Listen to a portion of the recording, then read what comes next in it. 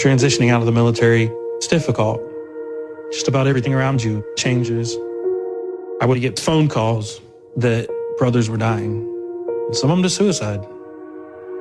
And I'd found myself in another cold cemetery. And I started to wonder if I was next. It's a struggle to know that you're facing challenges, but not be ready to face them. Sleep doesn't come easy. And when it comes, it doesn't last long. You're tired all the time. I didn't reach out for that help, but thank God my wife did. She got me registered for Wounded Warrior Project. Talking to somebody that would listen to me and understood my story helped me realize that it was time to change. There's a new fight, there's a new mission, and that's something I am eternally grateful for. See how we help warriors combat stigma at woundedwarriorproject.org/combat stigma. WBSM presents The Ken Pittman Show. Streaming live on WBSM.com and the WBSM app. Call 508-996-0500. Now, Ken Pittman.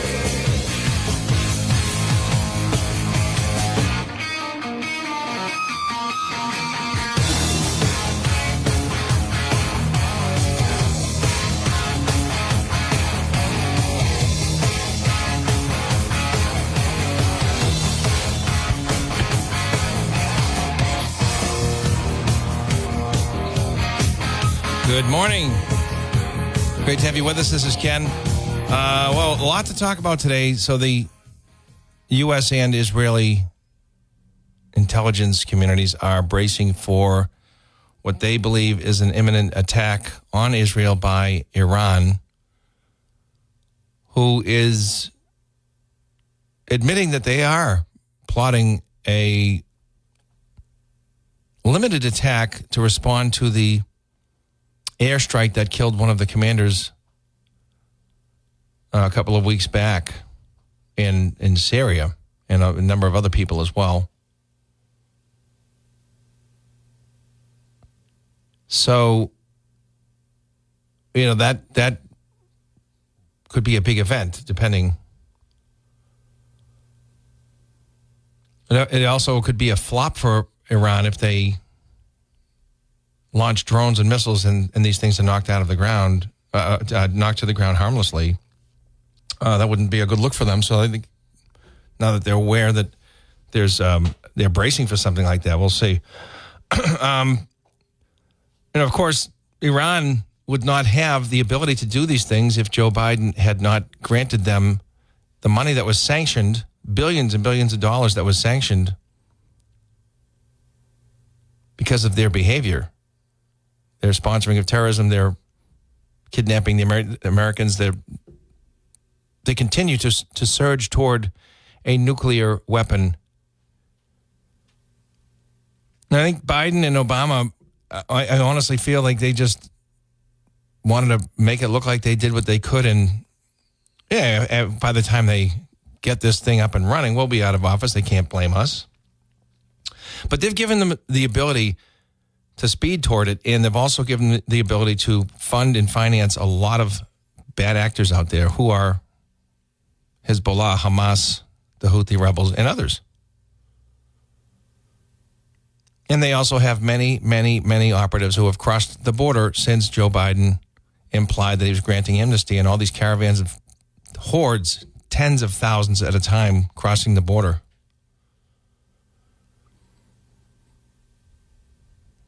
Afghani, Chinese, Russian, Iranian, adversary nations. We don't know, and we know it's a large number. We have no idea exactly how many military age males are in this country.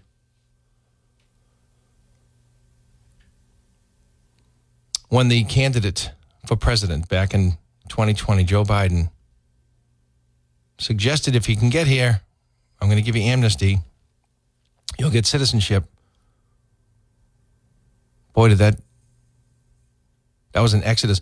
And I read the other day, murder in Venezuela is down. You wonder why.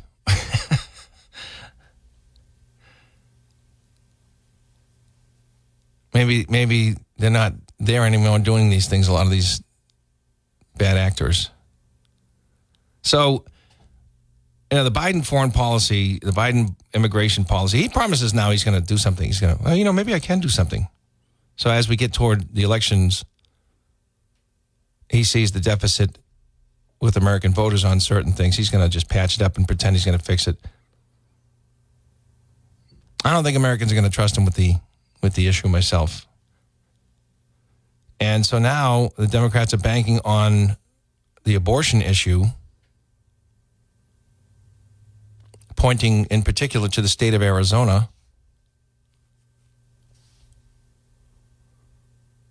Will it work?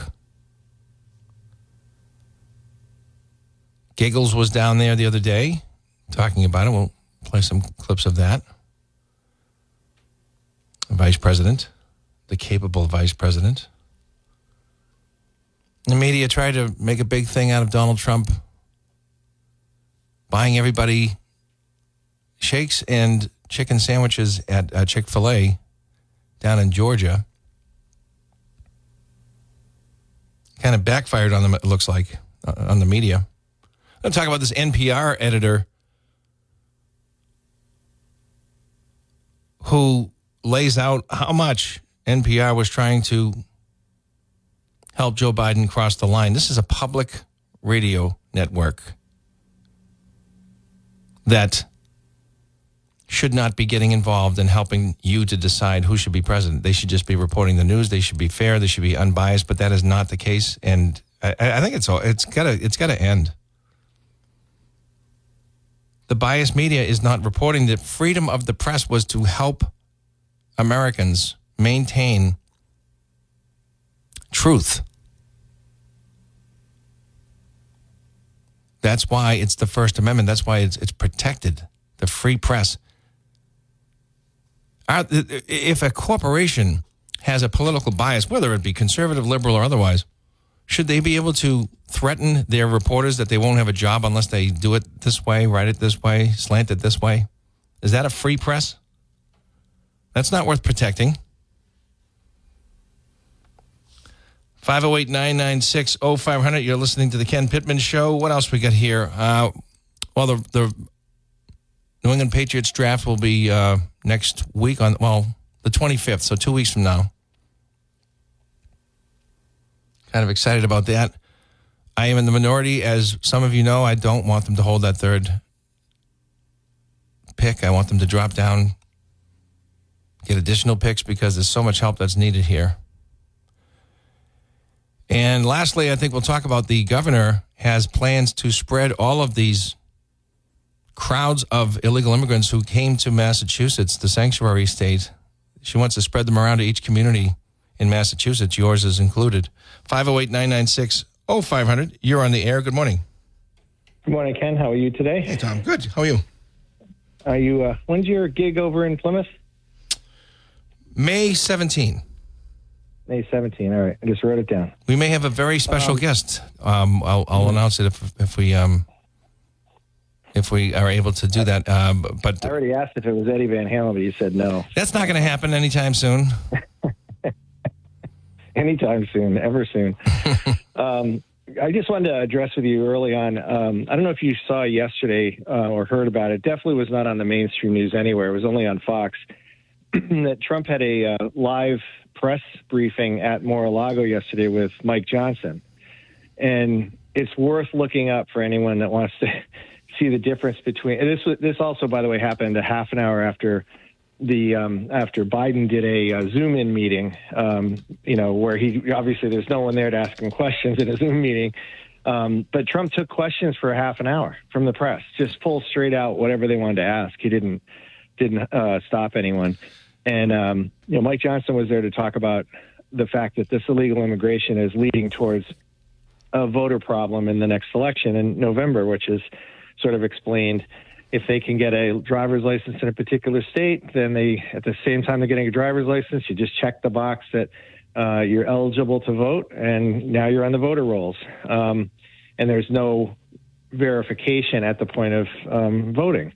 And but Trump went on to a whole bunch of stuff. He talked about everything from the Ukraine war to what's going on in the Middle East with Israel to and he didn't hold back. I mean, it was very presidential, and considering the fact he was in front of the press, it was pretty amazing. He sounded better than he sounded. You know how he usually gets off the rails and points at people and yells at the press about this or that. He was very, very presidential this round. So yeah, I wonder if it's the age. He's getting up there, but unlike Biden, I think the age for his persona, for his personality, it might suit him to be a little calmer and a little more calculated, like every other president. He doesn't. Right. I mean, I'm not saying he doesn't have political Tourette's from every now and then still, but I mean, last time he literally made me cringe as a supporter every week. Said something that, wow, why? I'm the same way. I believe in his policies and and not to cut you off, but I think if everybody is being honest, his impulsive utterances do not equal his policies. His policies are sound. Yeah, and that was what he was focused on, was a couple of key things, is, getting us out of the wars. Definitely mentioned again that NATO countries are not paying their bill again, and he's going to go after them. And then talked about fentanyl and talked about, legal immigration, and immediately, reinstating all the border, everything from, Remain in Mexico. He's basically across the board instantaneously, because he said, now we have a security problem. It was just a problem of too many people, and how do we take care of them? And now it's a massive security issue. So he's he's acting like an executive, and that's what you want out of a president. You don't want someone that is like Joe Biden or any of these other hamstrung people that are just telling you what you want to hear. Talking about Bidenomics, which is fake anyway. So anyway, Biden's suggesting that he likely won't debate Donald Trump. And if he does, then he's going to have to agree. Donald Trump would have to agree to behave in a way that Biden approves of. I'm not sure that's going to sit well with the American people.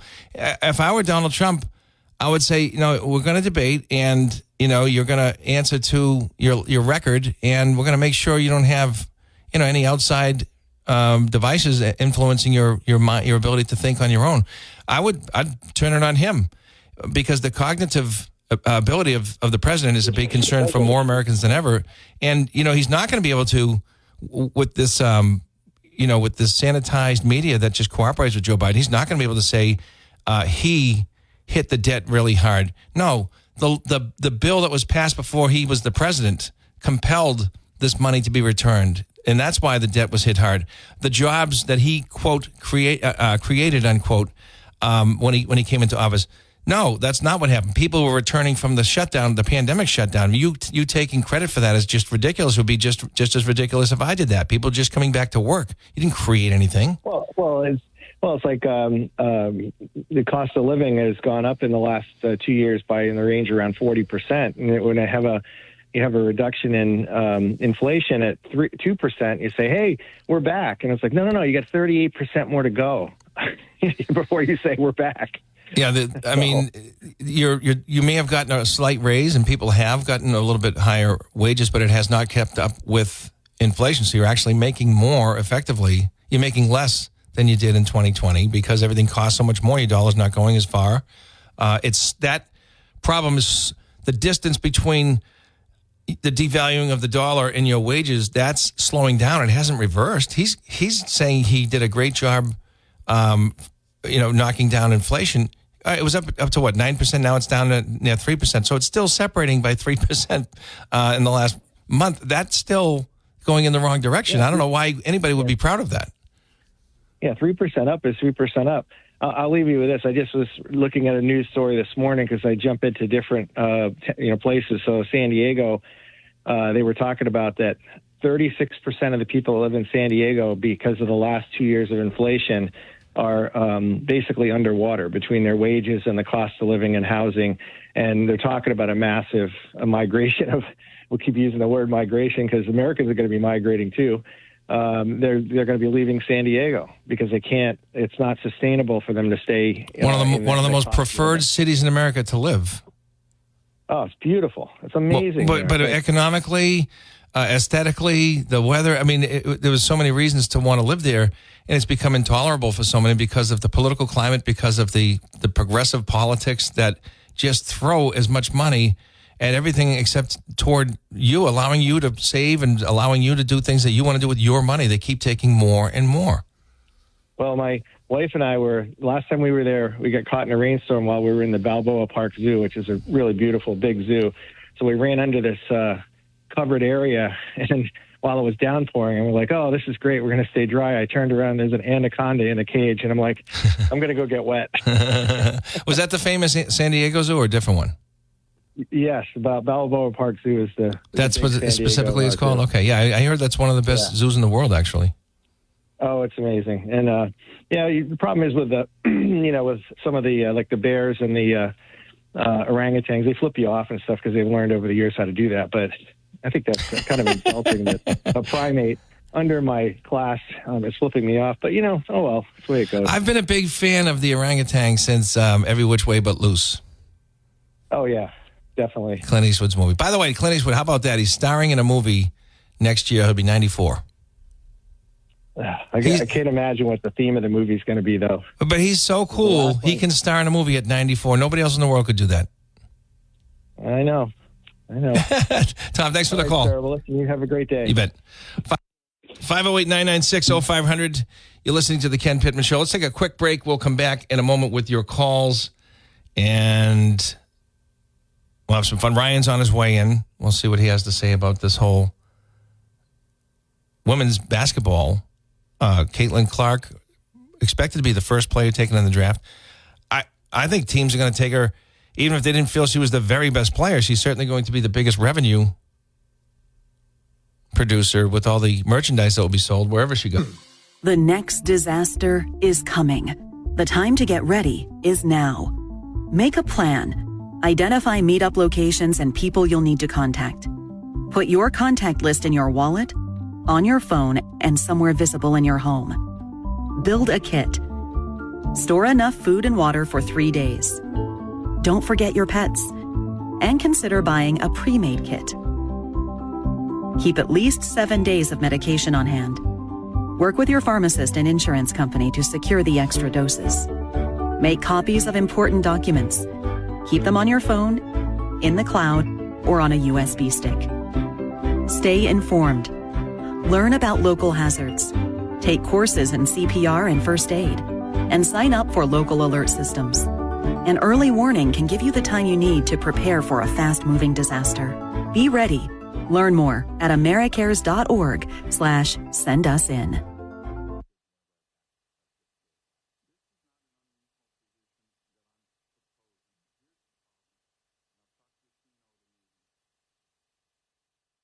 The Ken Pittman Show, 1420 WBSM, New Bedford.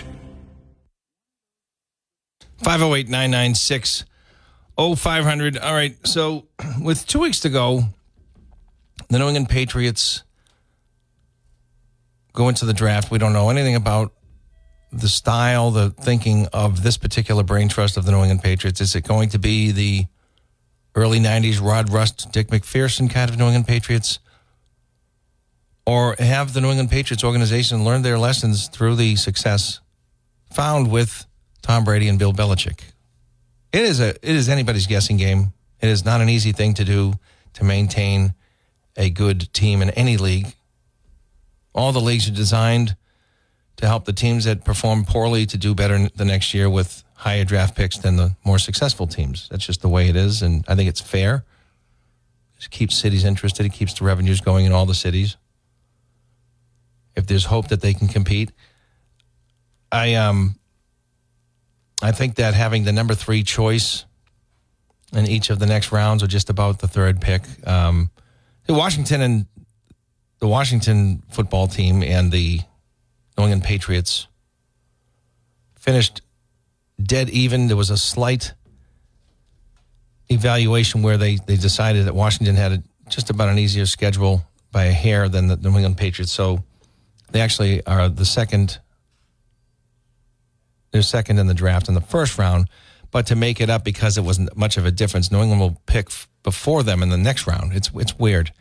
And then some trades along the years will bring the Patriots up and down in the orders in some of these rounds. But it's kind of confusion if you're not a draft nerd like I am.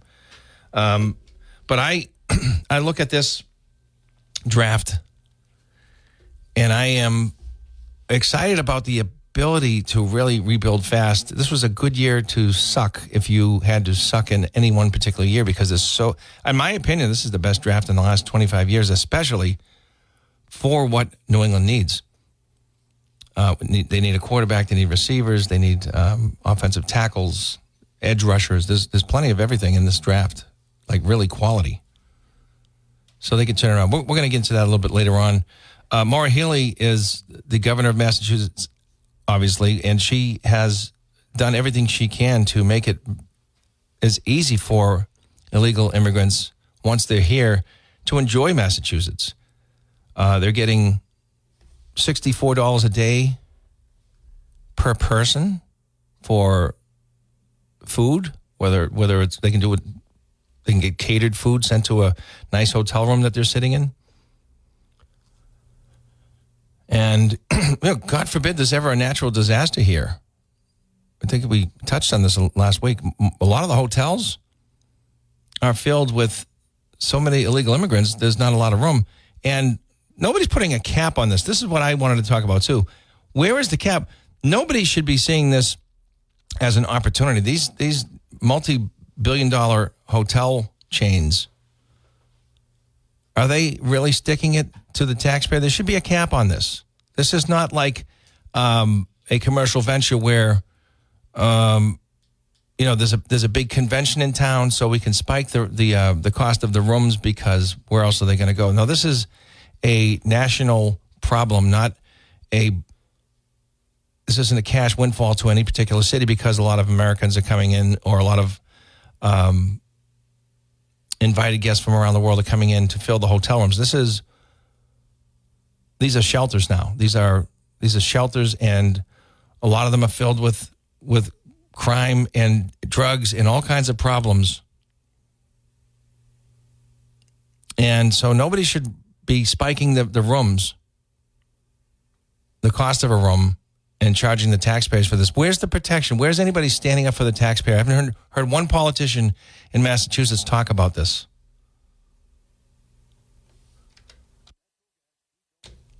Good morning, Mr. Ryan Dixon. How are you? Good, Ken. How are you? Not too bad. How you feeling? It's getting there, Ken. It's what's getting there? My injury is getting there. Yeah. Ryan was injured at work and isn't able to do too much here, so we'll take it easy on you today. Yeah, I went to the doctor last Wednesday, and I'm out till I see a physical therapist. So, all right. Well, those guys know what they're doing. The physical therapy really works in a lot of cases. I had my shoulder operated on. I thought I'd be out of commission for a very long time, and you just follow the directions. It is amazing how fast you recover. But that's, not 100% sure, but I couldn't recommend just following the directions to the T. I think I was amazed myself. Anyway, Caitlin Clark, her college career is over as a basketball player, and she broke the all-time scoring record. She was part of the maybe the lion's share of the reason why the viewership broke all the records, starting with LSU. Then the next game broke the viewership playing UConn in the Final Four, and then breaking that record by playing South Carolina in the national championship game, where they fell short to a very, very good, maybe the best team ever, that South Carolina Gamecock women's basketball team, who finished the season 38-0. So Caitlin Clark moves on to the WBA, and she's expected to be the first player taken. WNBA, Ken. WNBA. I don't know what's wrong with me. You said NW. Yeah, I don't know what's wrong with me. Yes. The W. I got to write it down. So my apologies. WNBA. She's going there, and she's expected to be the first player taken in the draft. Yes. And even if she's not perceived to be the best player, which I think she may be in a lot of minds, there's a lot of good players in that draft, but she's going to be the number one revenue generator for whoever takes her. So, sweatshirts, hats, shirts, some team's going to really benefit from that. They all have a pool where everybody gets a percentage, but the team in particular, I think, gets a jump. They get a little bit higher percentages if it's their team selling the stuff. Yeah, they already said the team that has the number one pick overall, Ken, they already said like 36 out of their 40 games are going to be nationally televised. So that's unheard of. And I think it's a great I think it's a great decision by the networks because provably people are paying attention to this particular career. I think it was more compelling when you had the villain of LSU. I was more into the LSU Iowa game than I was UConn in South Carolina myself, only because of the way she was treated last year. In my mind, the LSU women's basketball team decided to be villains, and I was glad to see that she got some vengeance there and defeated them. Ken, UConn played Iowa, buddy. No. What I'm saying is, when Iowa played UConn, I had less interest in that than when LSU and Iowa played. I thought that was, for me, the more compelling story. And then South Carolina Gamecocks. It would have been fun to see the underdog Iowa team get past South Carolina. Nobody was surprised when they didn't. But the more interesting game to me was the LSU game. And I think as Caitlin Clark started breaking barriers in terms of the types of media that were reporting on her, like Fox News. Right, Fox News never reports on women's basketball. Yeah, either the pro league or college, and so for them to focus on this, and they're not alone. I'm just giving that as an example. More people tuned in, and they shattered every record for viewership for women's basketball. So, whether you like her or hate her, she's going to generate revenues for this league, for the players in the league. So they can all be grateful for at least that. I remember when Larry Bird retired, Charles Barkley, who was a rival to the Celtics, right, as a Philadelphia 76er, he looked in the camera and he said, "Bye, Larry. Thanks for the money." And he's right. What Magic Johnson and Larry Bird did with their particular rivalry was so good for that sport. It's still generating revenues. It's still generating revenue for the NBA. That was a remarkable era because you had the already storied rivalry between the Celtics and Lakers, which was just recharged with the Magic Bird thing and would carry on and probably would have gotten a lot more heated had the Celtics first round draft choice Lenny Bias said he survived. And if he had lived on, I think that the Celtics would have competed for a lot longer. As Larry Bird's back forced an early retirement, Bias was supposed to be like a Michael Jordan kind of player. Yeah, you had Lenny Bias, then you had Reggie Lewis after that. Yeah. I was at Northeastern when Reggie was there. He was a scoring machine, first round draft choice of the Celtics, another heart attack death. Just crazy. That was later on in his career, though. I'll tell you what. So cocaine was almost as popular as marijuana in the nightlife in America. It was that bad.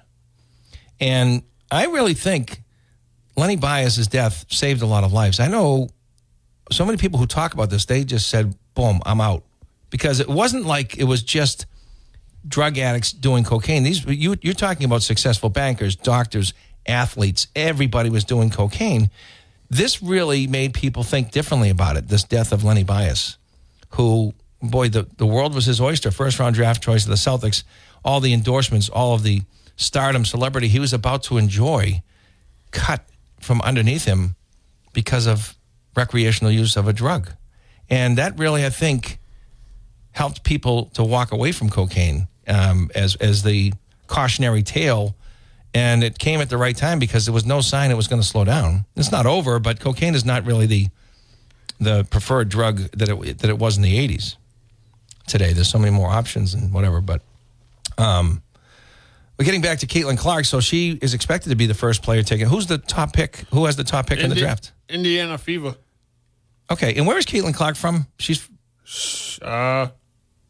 Ken, you got me thinking now. Oh God, where's her family from? Caitlin Clark, Midwest. I think. I know they're not from Iowa, so She wanted to go to UConn, yeah, I know. and they didn't accept her. Because that's what kind of talent they generate. I mean, it's just one of these things. But I'm wondering how close that is to home for her. That could be a home run for her to be to be a UConn. Well, no, to play in Indiana. If her, let's say her family and hometown is Illinois or even Iowa, somewhere like that, a lot of people make the trek to her games. Yeah, it's not a far track if it's Illinois or Iowa. Yeah. I'm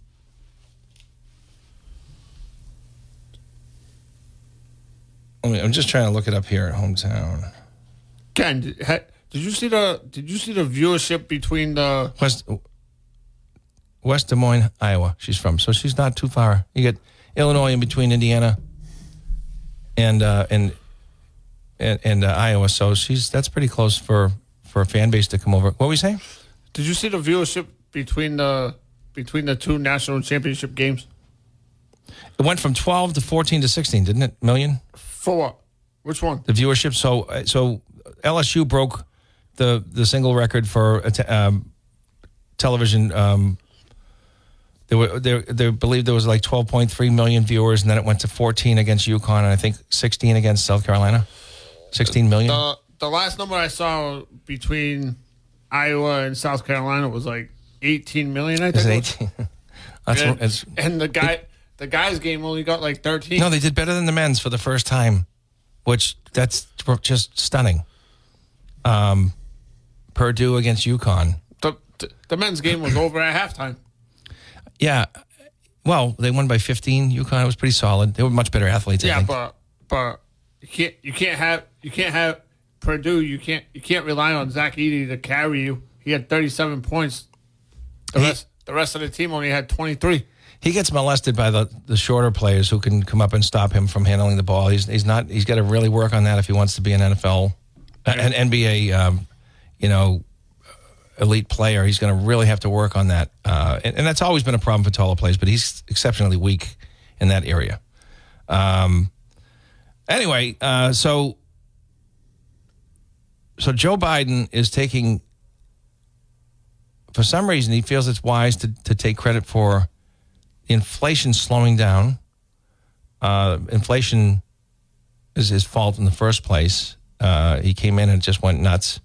He's taking credit for the debt being paid at a higher clip when he first came into office. It was written into law. It was passed before he was the president. He had nothing to do with it. He wasn't a senator. He wasn't a vice president. He wasn't anything but an outside chance Democratic candidate for president when that was decided. And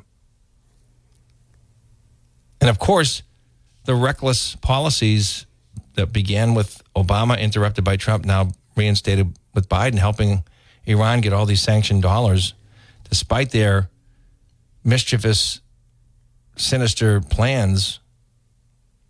They continue to release billions of sanctioned dollars to a very undeserving, dangerous country like Iran, who has done nothing with that money that we can tell, except for feed Hamas, feed Hezbollah, and feed the Houthi rebels. And they've meddled so close to Israel, even helping Hamas with that October 7, 2023 attack, that Israel is not allowing their commanders to get too close without retaliating. And there was an airstrike a few weeks ago. Iran wants to respond in kind, and we have put a number of warships in the area and are ready to act if this thing gets out of control. I don't know exactly what that means because I don't pretend to understand this Pentagon or this White House. But we got that problem. Russia, Ukraine, you don't hear much news out of Ukraine these days, which should concern Americans. right? Because you believe me, if they were advancing, if they were holding the Russians off, pushing them back, we would be hearing about it. So, but I think the last time I was on the air here, I was quoting the Polish president who was saying prepare for war to the NATO allies, that Russia was advancing west toward our allies. If NATO's attacked, America has to jump in. That's just a... Yeah, when did you say that, Ken? But probably 2 weeks ago. The Karen Reed trial. So, do you know the judge has still... The trial is Tuesday. This thing has been building up for almost 2 years now. Actually, over 2 years. The judge still has not decided whether or not this alternative theory that this was a cover-up by police will be allowed into this trial. Where will the defense go if that theory is not allowed in? Where does the defense go if that's not allowed in? And I don't know how the judge would allow. I don't know how she would allow this to not be introduced when you have three accident reconstructionist experts from the FBI report state that the SUV could not have killed Johnny O'Keefe, the police officer who was found dead outside of the home of another Boston policeman back in January of 22. How do they get away with that? If that right there, and I'm one of these guys who I just won't let Turtle Boy influence my position. I don't care for the way he does things. I'll credit him for bringing this to light and forcing people to respond to it. And there are some valid questions that he raised. I get all that, but I don't care for the way he does some things. It's almost like the Trump thing, right? Yeah, his policies are good. He's done some good things, but it's almost like that. But I think he calls himself a journalist. I suppose technically you could argue that he is, but some of the things that he leaps to, considering them facts, they're not facts. And so people need to walk it back. Like I said on Tuesday when I was filling in for Barry, for all I know, the prosecutors are going to be able to whack down each one of these alternative theories about police being involved in some sort of cover-up. I don't know what they're going to say. I do know that the district attorney either lied or was misled by one of his investigators when he said that the defense is saying that our lead investigator on the Norfolk DA's task force has close relationships with members in that party. That is a complete lie. That's not true. Then we know that lead investigator, Michael Proctor, the state trooper, admitted to the grand jury that he had misled investigators about the level of his relationships with members that were at that party in the house where Johnny O'Keefe died. He died outside, according to police. Defense is saying he died in that party or was mortally wounded in that party and was left to die outside. But how does the DA make a public statement, comes up to the podium, speaks to the press, makes a statement like that, and then we find out that he's either lying or somebody that he completely trusted to give him that information so he could make that statement lied to him? That is a big problem. And so I don't know how the judge would not allow this alternative theory to come to light in this trial. I think it may be a mistrial right away. I think this defense would have an appeal that would go to... It's a state case. It's not a federal case. The FBI is looking at it on their own. And they're only looking at some aspects of this, not the whole thing. But they've found problems with it. So I'm not sure how this part of the trial would be excluded. I'm not sure where the defense would be able to go without this. It's probably checkmate as far as Karen Reed's liberty. And if she did this, did they overcharge her? I mean, she and Johnny O'Keefe were heavily drinking.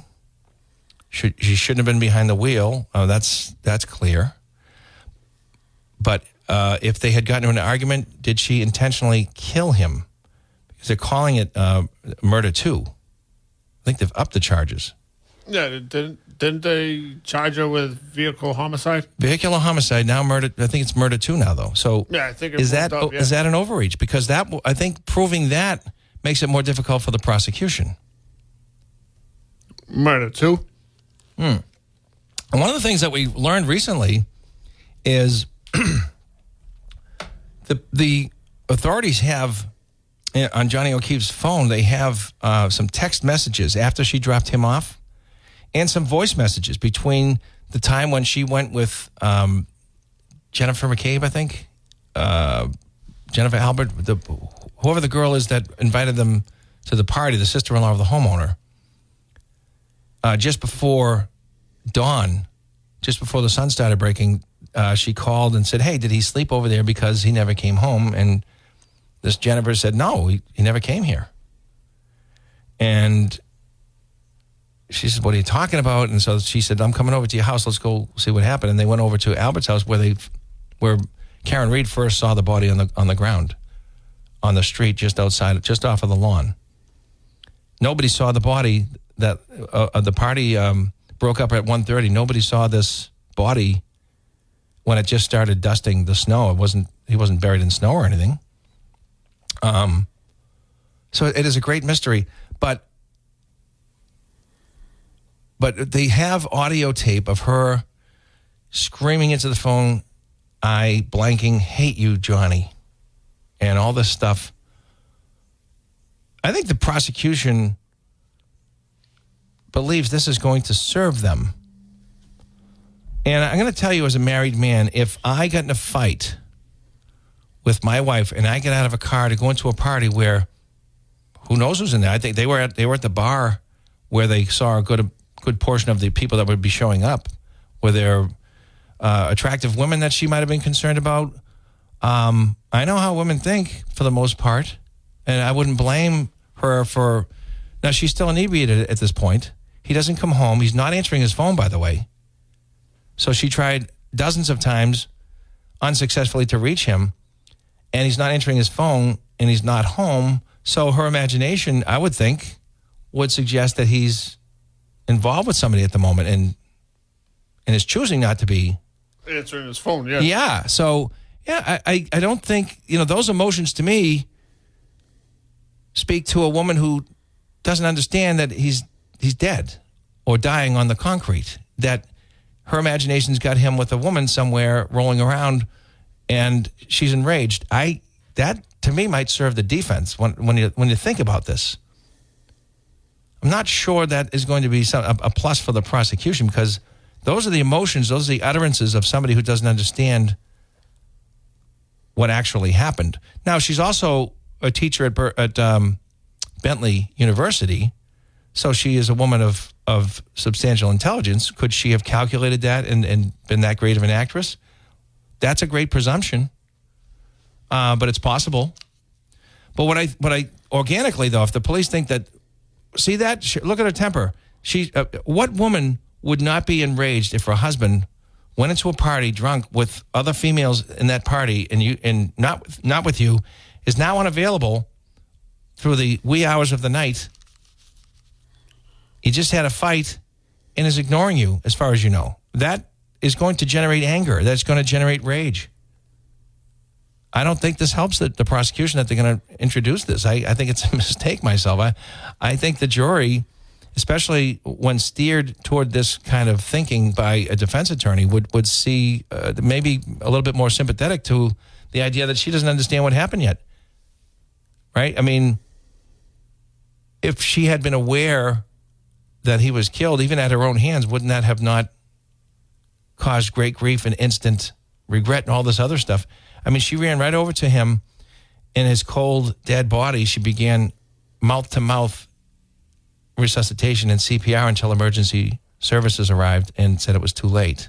She attempted to save him. She was bawling her eyes out and just inconsolable at the time. I don't know that you could prove she intended to murder somebody. Murder 2 is an unpremeditated murder where somebody's at a party and they get into a fight and somebody brings a gun out and shoots them. Yeah, that's murder too. That's murder too. You killed him. Maybe you didn't think about it before and you didn't go there to kill him, but you deliberately caused a mortal wound killing him. So that's murder too. That's one thing. Can they get her with murder too based on the criteria? I'm not sure. And that may... I can tell you this. The mother of the victim, Johnny O'Keefe, the last thing she wants is for nobody to have to pay for this. And of course, she wants the right person to. But, I would understand that as a parent. You would hate to think nobody's not going to find out who did this. And this all happens this Tuesday coming up in Norfolk Superior Court. We'll be back.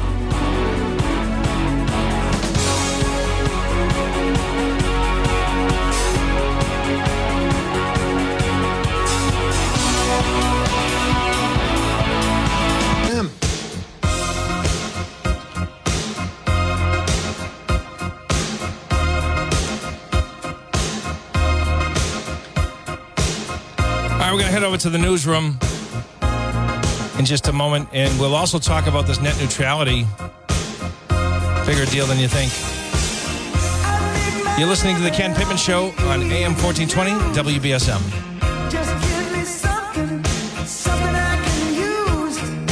People love it when you lose. They love dirty laundry. Well, I could have been an actor, but I wound up here. I just have to look good. I don't have to be clear. Come and whisper in my ear. Give us dirty laundry.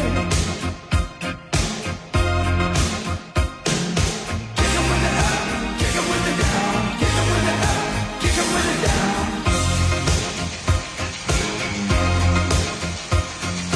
Kick 'em with it up, kick 'em with it down, kick 'em with it up, kick 'em all around.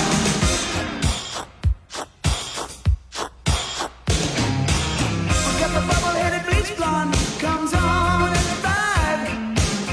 She can tell you about the plane crash with a gleam in her eye. It's interesting when people die.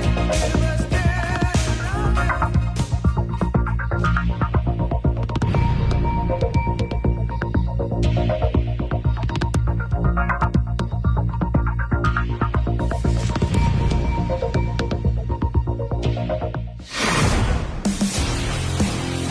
WBSM and W258DR, New Bedford, a Town Square media station.